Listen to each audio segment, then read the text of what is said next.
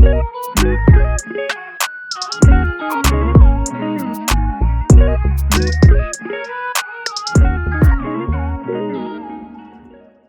this is Lola, but you can call me Lola if you like. Hi, this is Velisa, and you can call me Vels if you want. And this is the Everybody Hates HR podcast, episode 100. Yay! We made it in 2024. We did. Look at us, consistent queens. That's what we are. No, Lola, you were hating. You didn't think we were going to make it this side of the year to 100. Do you know what? Yeah. I believed in us. Okay. Eventually. No, I'm really happy. We did it. We got to 100 episodes. That is crazy. That is 2 years in the making of... 2.5 years. Is it 2.5? Yeah. Of podcasting. That's crazy. Yeah. I'm really proud of us. Me too. It's not easy to like I literally remember episode 1. I remember episode 20. That was with Audrey. I just remember all the episodes thinking, oh my God, we made 10 episodes, made 10, 20 episodes, made 50 episodes. Like... It's crazy. What's your favourite episode?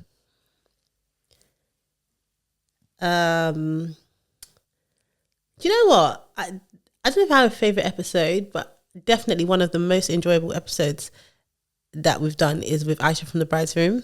Yeah. I thoroughly enjoyed that. I've enjoyed recording that episode. I just think it was just a great episode. And then there's just been loads of times where it's just been us and we've just been here like laughing. That episode with the tube strikes and stuff. Oh, that was funny. Or there's just been like my favorite episodes. I don't even know if it's like it's not necessarily the content. It's like how we feel when we're doing the episode. Yeah. Yeah. So any of the ones where we're just laughing. Some of the most unserious episodes have been my favorite to film. Same. I think Aisha from the Bride Room is definitely one of my favorites as well. It was a very funny, like enjoyable episode. The Working Mums one recently was a really good one for me as well. But yeah, in general, when we're just laughing and just having fun, when we're not tired and we're not burnt out or we're not rushing home to watch Love Island. I'm glad you said it online. It's always a good ep when it feels like that. And also just just knowing that we've done something that week, and when someone comments, oh, really enjoyed it, I really learned something, exactly. Or I didn't know that, I'm gonna or I listened to this and this happened to me and all that kind of stuff. So, like it's just that stuff. And so recently I'm in a group called the Black Mums from Kent, and I put the Working Mums episode in the group, and somebody in the group was like, oh my God, this is my favourite podcast. Really? Yeah. And then I was like, oh, if you want to talk. And then she messaged me outside the group saying she's just trying to find her feet in HR and the podcast has really helped her. Good. I know. I love it. It's like, because obviously when it's like our friends or friends of friends, you kind of understand how they came to know about the podcast, and obviously they're going to support you. Yeah. But like, it's always the most random things that like, you just think, how did you find out about a podcast? Or like, oh my God, like, or like just when someone, even if you mention that you're like on the podcast and someone will be like, wait, I didn't see that podcast. Or even we went to that quiz that I was really bad at. The Room 187. Room 187 Party Here quiz. I was walking and someone goes to me, do you have a HR podcast? And I was like, yeah. And she was just like, I listen to your podcast every week. And I was just like, so if that was you, shout out you. But yeah, it's just nice like that. It's the reach for me has been like, because obviously we look at our stats, so we know that like there's 1,000+ of you locked in like every week, and obviously we know that, but 1,000 people in a room is mad. Yeah, when you think about like at our like live shows, there's been like 120 people, and then you think, okay, if there was 10 times this number of people, this is the number of people that listen on any given week. Obviously, there's more people that have listened like overall and all of that kind of stuff. So it's just crazy to know that like we're doing something that has impact and like people actually want to listen to it. Yeah, it's crazy. Honestly, it's crazy. It's like the live show when the ladies were like, yeah, we've created a group and we've got our own like little community going on. Just that sort of stuff. It's like, wow, this is all from us talking about being in HR and our, candid perspectives on the working world. It's just, and it's like we live it, we're living it. Like we talk about all the stuff in the workplace, but sometimes I think people might forget, or even we might forget, that we are also like in it. So we're talking about stuff that not just from our experiences, but we live these things now. We still have to navigate these things. Like even this week I had somebody message me and say they were looking for a new job. And when I asked them like why, they were like, oh, they had an interaction with one of their HRBP. They had an interaction with one of their stakeholders where they felt really like offended and quite insulted. And they are a contractor, so that they do like, 6-month contracts and stuff. And the thing about being a contractor is that as soon as someone gets on your nerves, you just be like, I'm out, I'm leaving. And I was like, have you tried like speaking to him about it? And I gave like the formula of exactly what I would say. And literally an hour later, they called back and they were just like, I spoke, it's resolved. He apologized profusely. He didn't understand. This is where we're at now. I think I can stay here. And I'm just like, okay. Yeah, it was just like, where you just feel like there's no point in you speaking about something. And it's like that's kind of what the podcast is for as well. Like to get a different perspective and different opinion. And whether it's like we're doing it in messages or we're doing it on calls or whatever we're doing, it's actually making an impact. So now that person is not going to like move their job, and maybe they were a bit hasty, but they just needed that third party to help them center themselves, if you know what I mean. And the podcast helps people to center themselves. It does, and I love that. And thank you for everybody who listens to us. Yeah. And has, been a loyal listener, and loyal listeners, come to the show listeners, share it with your friends, send it to your friends, listeners. Yeah, all types of listeners. Like, thank you. Like, even the people that, want to drag us on TikTok. Thank you for boosting our videos. Yeah, thank you for boosting our engagement. We love that for us. So, yeah. Yeah. So I wanted to do on this episode just some reflections and like learnings from just the last couple of years around like the things to do with the podcast. And I don't know, maybe like how we've managed things or what we might do, or just things we've learned that we've been able to take forward. So for me, the thing is like, not that we've mastered it yet, but we're much better. It's just around consistency.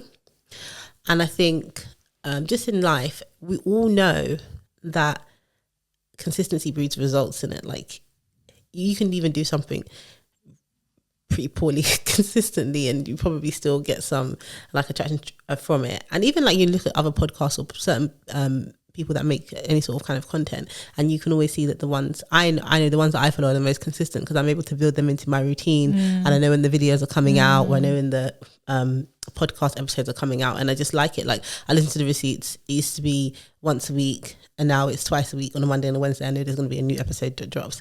Our episodes, we haven't necessarily always got them out on time. We're still working on that. It's 2025. That's going to be, I think, a goal for us to get a Wi-Fi. Yeah, but exactly. I need to get a new internet provider. But I just think everything around consistency has been really important. And this podcast it's just been the easiest way to see what happens when you're consistent and to also see what happens when you're not. So when we are consistent, I think we've seen a lot of growth. We've been able to reach more people. We've had better engagement from you guys who listen or watch. And when we haven't been consistent, we've seen it like it's really much harder to get back into things. Yeah. It's just, there's, I guess, more like, not anxiety, I don't know if that's the right word, but like around, we have to do this, we have to do, like, it always feels like you're starting playing again. Catch up. Exactly. Yeah. And I think getting to a point where we can be consistent. We know, okay, episode has to come out every week regardless. And I think working towards this 100 episodes has helped us to do that because we actually had like a target and a focus in mind that we had to do. So that's been a learning, just like consistency really does breed results. Like it's something that we know, but it's something that we've lived. And also like having a target really helps with consistency. And also for me, having you as my accountability partner, because that's what we are in this, we're partners, but we're accountability partners in this podcast, is very important because I always say like I can let myself down every day of the week, but letting other people down, that can't be done. So if I say I'm going to show up here and record with you, I have to show up to do it. Yeah. Whereas if it's me, guys, some of you may know me from before. I have a YouTube channel. Go check what's on that channel. I ain't posted anything in a hot set because, as I said, I can let myself down. It's really bad. I need to get better at that. But I can let myself down 9 days out of 10. But if it's somebody else, so we have to show up for each other, and that's been really helpful. To being consistent. I think that is like a number one learning for me is consistency as well. and also being able to say, do you know what, I like there's literally days where me and you will come to the studio and say it's only God's, because neither of us really want to record, we're tired, we overworked, whatever it is, and we're both like, we know we are here because you are here. Yeah. That's literally the reason. So definitely accountability. And also for me, I have to always tell myself that the podcast is a sacrifice for the greater good, because there's times where, like, for example, today, like, I'm not going to, my son is with my mum, but I'm not going to see him now until evening because we're recording for pretty much the whole day. But it's like, okay, it's a sacrifice for the greater good of not only being able to balance time because we're recording X amount of episodes in one day, but also, okay, there's a reason why I'm doing this. I am doing it for fun, but it's not the only reason I'm doing it. And just remembering the why is important for me as well. Yeah. And I think on the point around accountability, like, we are accountable to each other, but we're also accountable to everyone that listens. And I think that's the main thing. It's like we would feel bad if we aren't able to deliver, if we aren't able to show up, if we aren't able to kind of respond, get through the dilemmas and all of that other kind of stuff. And also, obviously, we just want to do a good job. So the why, that point you mentioned around the why, that's really important, because I do think my why has changed over time. Like, I think when we started it, I definitely wanted to create like relatable kind of careers and HR content, kind of make HR a bit more visible and help people to understand what we do.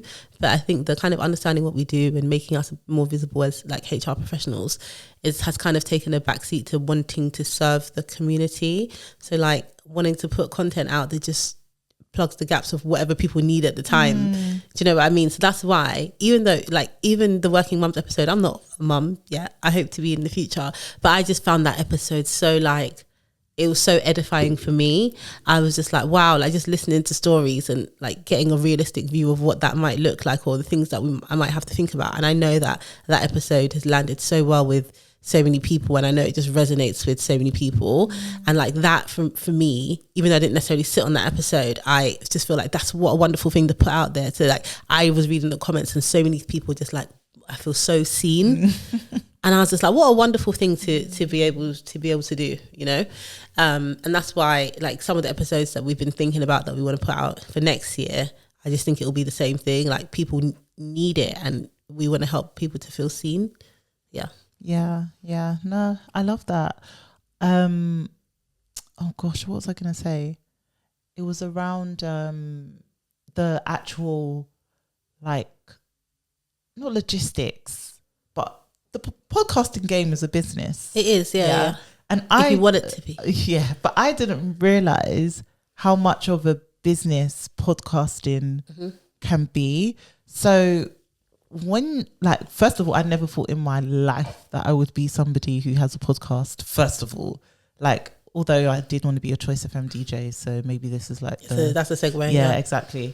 But even just finding out how certain things work was like an eye-opener, because obviously, like, I'm from the corporate space. I work a 9 to 5, so I don't necessarily see like even those cogs, how they move for this business to survive in that way.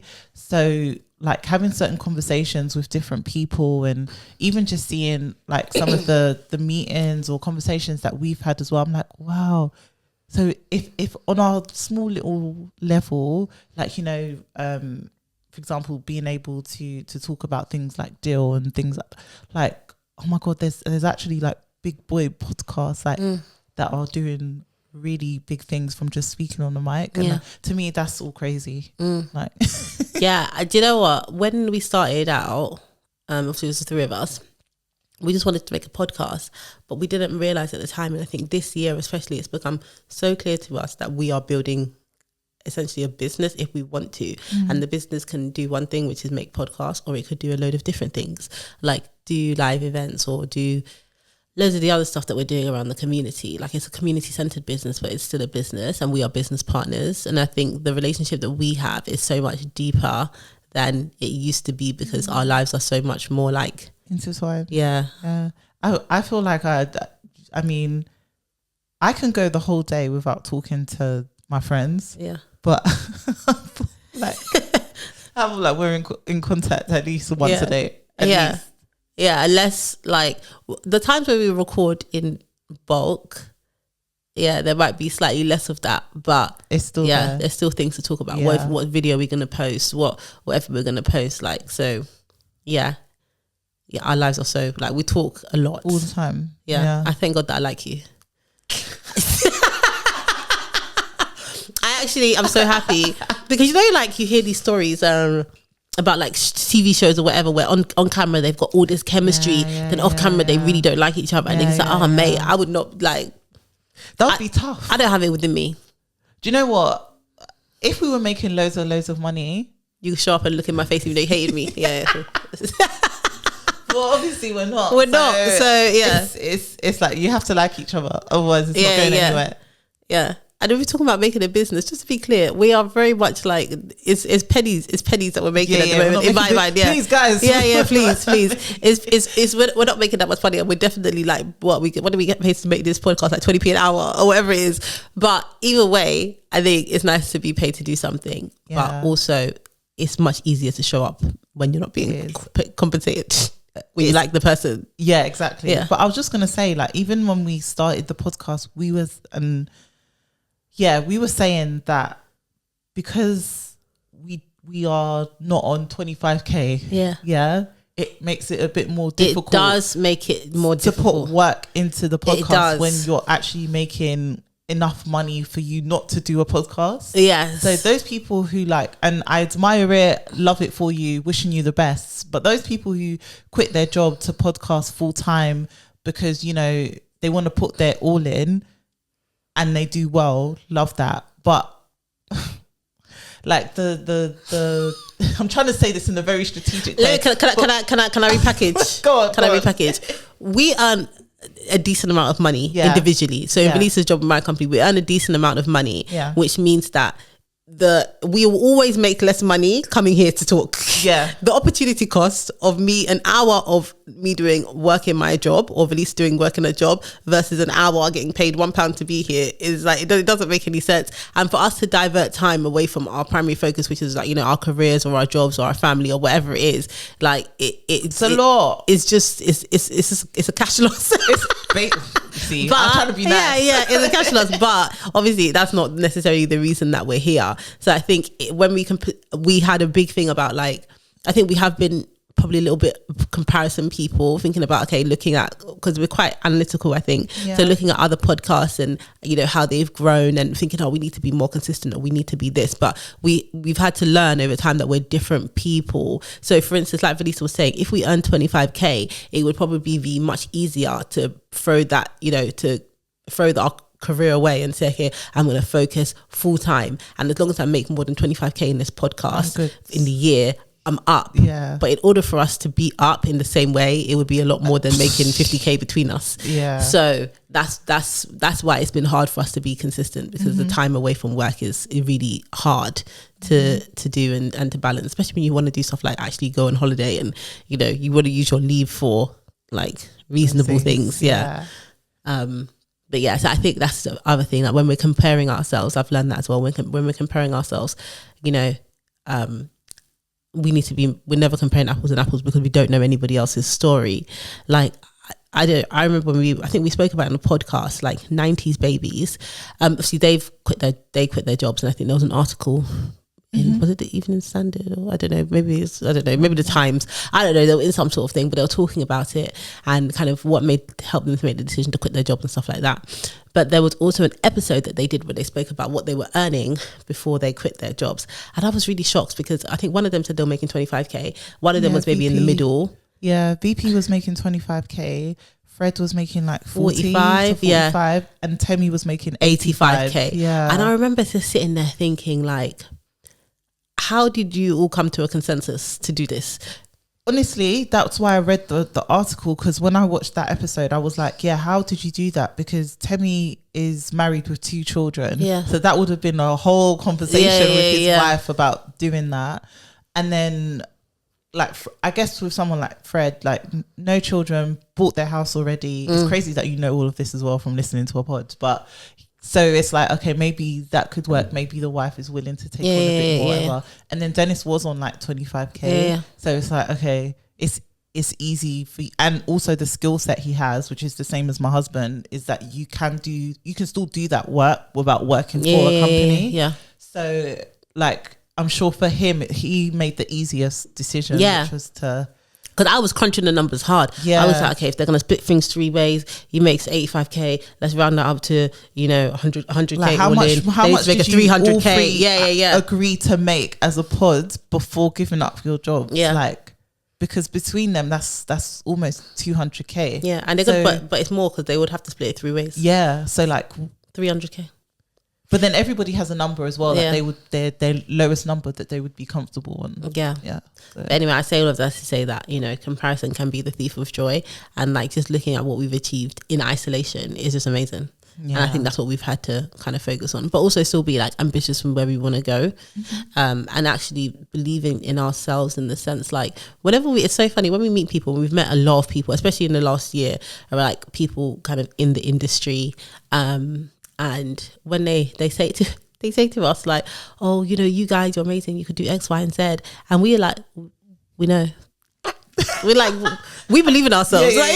We're probably 2 of the most delusional people. We're so delusional. Like, I don't need no one to tell me that we're so delusional. I can be on have my own HR show on HBO or something. I don't need that would be so good. Yeah, I believe things. I believe in it too, and we can just have like me, you, maybe Issa.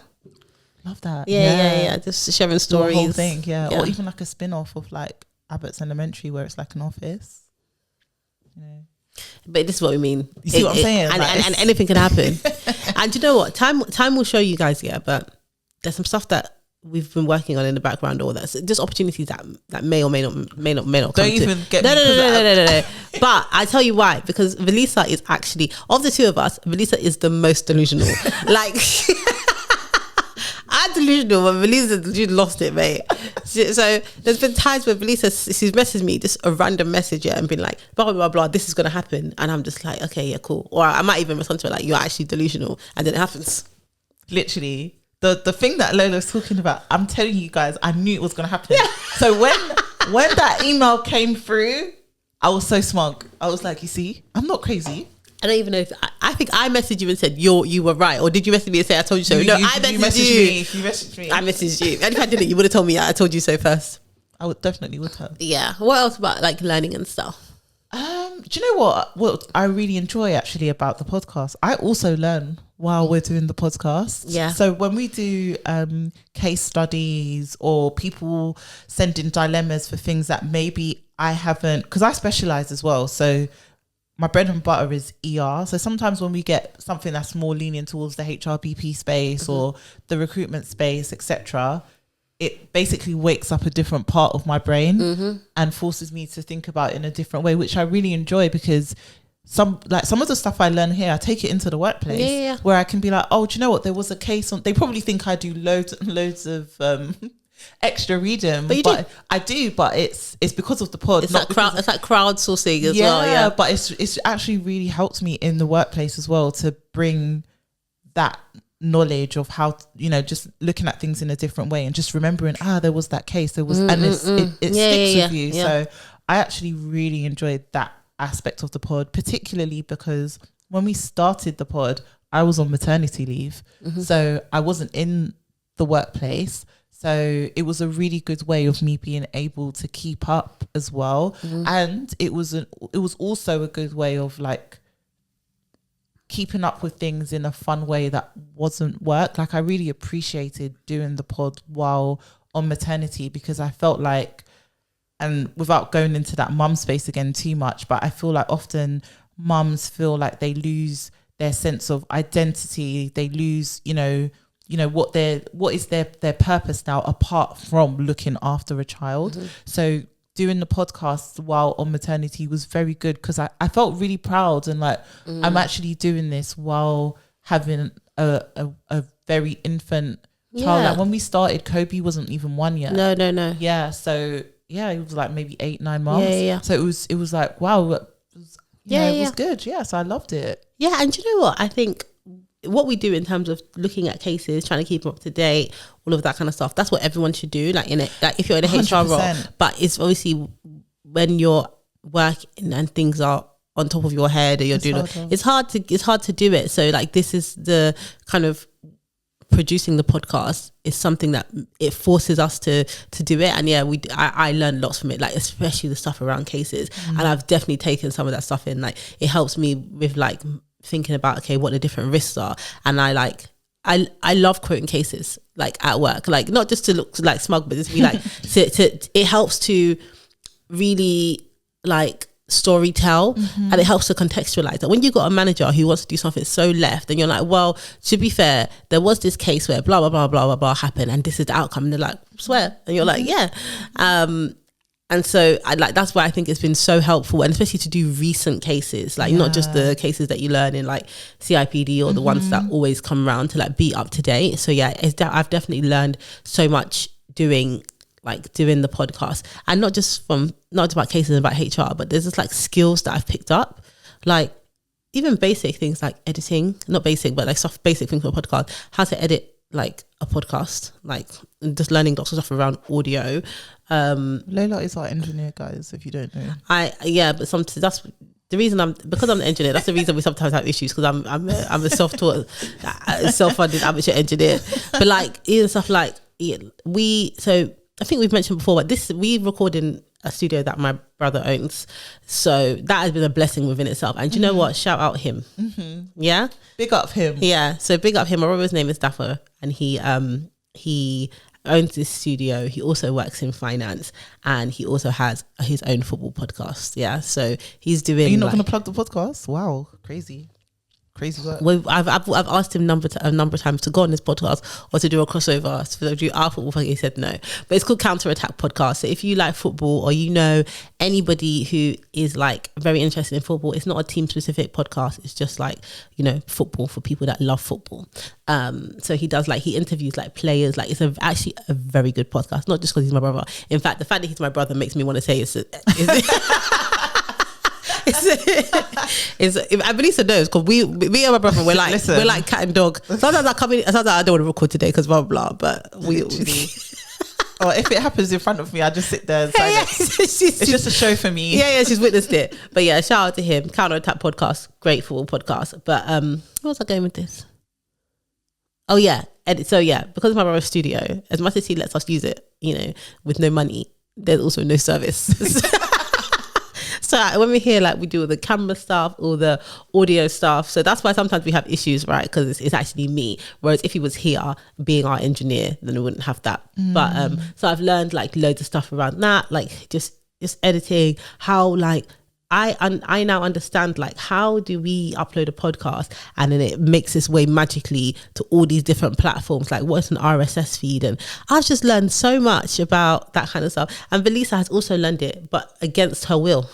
Listen, against her will. It's one thing that I've stood 10 toes on, is like not wanting to edit. But this year we finally broke her. Like guys, I didn't even have a laptop, and I had no, like, it was only recently I got a personal laptop finally, and that's why you're seeing me like do a bit more reels. Yeah. Reels, fine, I'll do them.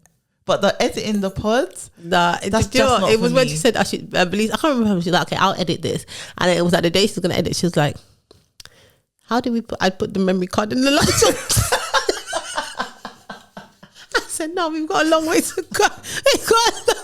Listen, that is not for me. We've got a long. I was like, do you need a reader? I was like, yeah, you need an adapter. Yeah, I didn't even have the adapter. I had to go on Amazon and get one. Like I had no. But now you got it.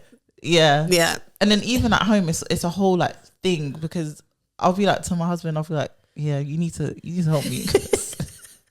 I don't know what's going on. Oh, and shout out to your husband.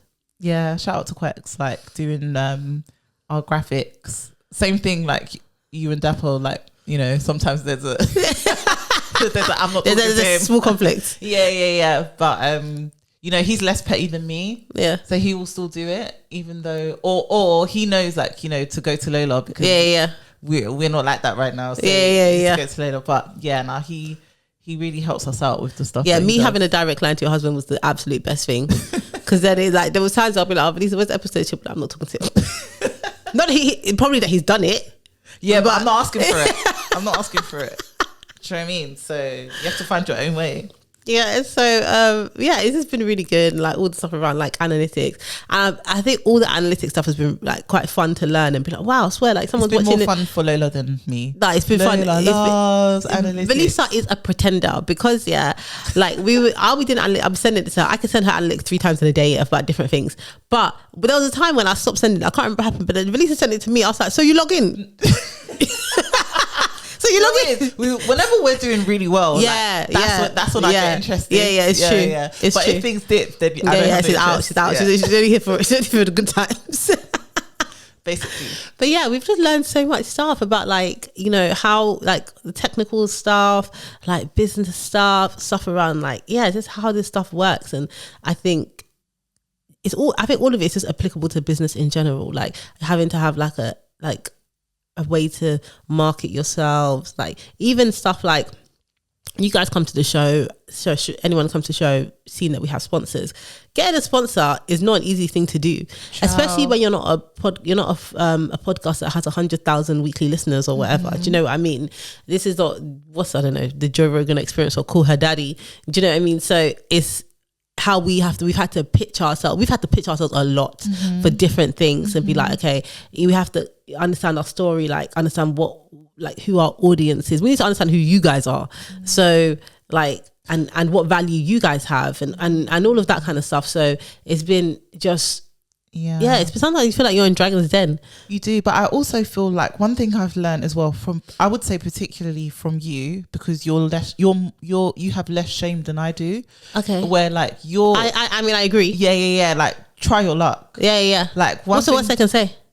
Yeah, like one thing about Lola is she will try her luck. Like I'll as delusional as I am, I can also be a bit of a stush. Yeah. So I'll be like, nah, I ain't reaching out to them, or I'm not chasing them. Yeah, I'm not chasing them. Like if you're gonna respond, I'm done with you. I'm like, because this is your personal life, you can double text. Lola will be like, nah, go on, text them back or email them back. I'm like, I don't want to. But one thing about Lola, like she'll try her luck, and because of that, I think that's why we've had some of the opportunities we've had is because you don't mind doing that. So again, like when you work with someone who isn't like you in that sense, it's good because there's a part of you that wants to do it, but you ain't gonna do it. So you we definitely have like someone else that will. So and just in general, just I think trying your luck and speaking to certain people, like even those people who have decided to come to the Christmas party, that was something I just thought, let me try. Yeah. Do you know what I mean? So I feel like trying. Yeah. And also I learned that from Tolly from the receipts, because she was talking about how she's the one who reaches out to guests. And sees what happens and then seeing if they'll come on. And Audrey's not really like that person. Because the fact we had, obviously there's a connection, but we had Audrey on because of you, Kelechi because of you. Like you just try. I just reach out to my friends that happen to be in spaces that work. Yeah. To be fair, any connection I have, I would just be like, okay, I'll just try to use it to the best of its ability. Like even we had the CIPD Festival of Work and that show HR Technologies. And I literally told Velisa, I was like, I'm going to these things. I'm going to meet, because that's where you find like all of the HR system vendors, all of the ATSs, all of the L&D people, any company which is interested in reaching a HR user or HR buyer, they will be there, but most of them. So I was like, I'm going to go and I'm going to network. I took my whole team. Yeah, because obviously I run my own business as well. So I got a network from our business and I got to tell everybody about the podcast. So I literally went, and that's why like one of them, the first one I went to, met some people from Hi Bob, but not the people that I wanted to meet. And then the next one, I saw the people at Hi Bob, connected, and that's how now we've got a great relationship with them. And like, I think they actually like, one thing I know about the podcast is that as soon as people get to see us, get to listen, like they'll understand what we're doing. 100%. And as soon as they understand what we're doing, then we're locked in for life. Yeah. They came to the live show. Yeah, they just had the absolute best time. They loved it. They had the absolute best time. They did. I think just like, and I think I've also learned a bit about networking in like a more authentic way, because I don't actually like networking the traditional way. I just don't like networking. Yeah, I don't mind it because I don't mind it as long as I just go to things that I want to go to, and then I talk about like where people have similar interests, and we get to talk about stuff that we're both interested in. So if I'm going to an event about HR, it's very easy because I actually really like HR, and it's very easy because I know that we have something which is really special and doesn't really exist. And I love talking about the podcast. I'm so proud of it. I think it's great. Like, I just think it's just the best thing ever. So to go and introduce myself and say, and I know that people will be interested. So that's like, for me, it feels very authentic. I don't feel like I have to pretend.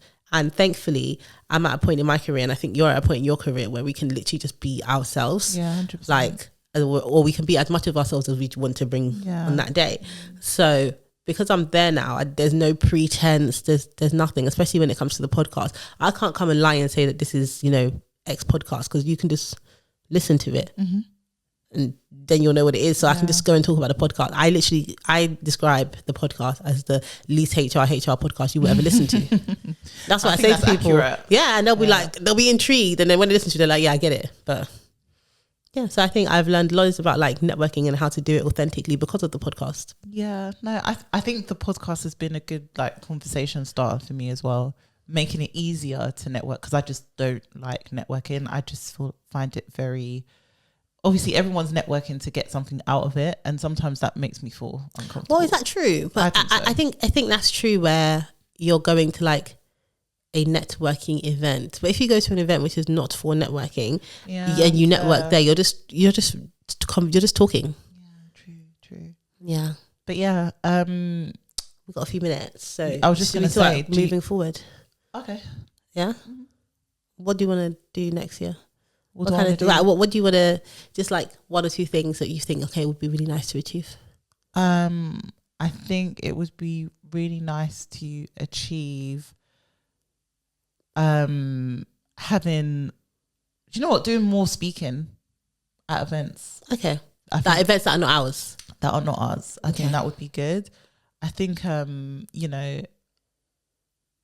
this is like my delusion, but like, just going on a tour, I don't know, like a podcast tour or book tour, maybe, like, delusional. But something along those lines would be amazing. And just being able to plan more as well. I feel like because of our lives, we move very quickly. Yeah. So it would be nice to like plan more and have more structure to what our actual year looks like. Yeah. I want to produce more, because we produce, we host, we sing the theme tune, write the theme tune, all of that. But I think it would be good to just have like to be able to have time aside to produce the podcast. I want a more heavily produced podcast, right, where we think about things a little bit further in advance than we do. So I think that would be good. And next year I want to do something together on TV. Okay, I love that. I think that can happen. I think it can happen. Yeah, I think, it could be 30 seconds on TV, but it will be on TV. It'll be this morning. Huh? It'll be this morning. Maybe. Or some sort of, I can see us on a news segment. Yeah, we'll cut this. It'll be this morning. Okay, fine. This morning. Oh, is it, what's the other one? You mean like GMB, Good Morning Britain? Yeah, that's it. So this morning is what it used to be called. Is it? Was it used to this morning? Yeah. Oh, okay. Because it used to come on after, when everyone's gone to work. I could go on Loose Women. Oh, I would love to go on Loose Women. I'm a fan. Yeah, same. I could do a Loose Women. Yeah, I don't know what we're talking about, but I could do a Loose Women. Do they have guests on that though? Yeah, as in like more than one at the same time. I don't know. One guest, but GK Barry was on there. Yeah, she was. She's the youngest like Loose Woman host they've ever had. Oh, was she a host? I thought she was a. No, yeah, she was a host. I thought she was a guest. Yeah, she's the youngest they've ever had. That is a very odd person to have as a person on. Do you know what? Anyway, let me not rubbish ITV, because that might be the network that will. I think we're more Channel 4 material. Yeah. You're right. So basically, ITV do this thing where they find like there's somebody, and then they just like put them everywhere. Oh, okay. Just roll with them, which is why people like Ant and Dec have been on the network for so long. Because if it works for them, they don't shake it. Yeah, loyalty. Yeah, that's it. So that's why she's everywhere now on like ITV. Yeah, I love Grace, by the way, but yeah. Okay. Yeah, but I think we're more Channel 4 material. I agree. I was on Channel 4 before.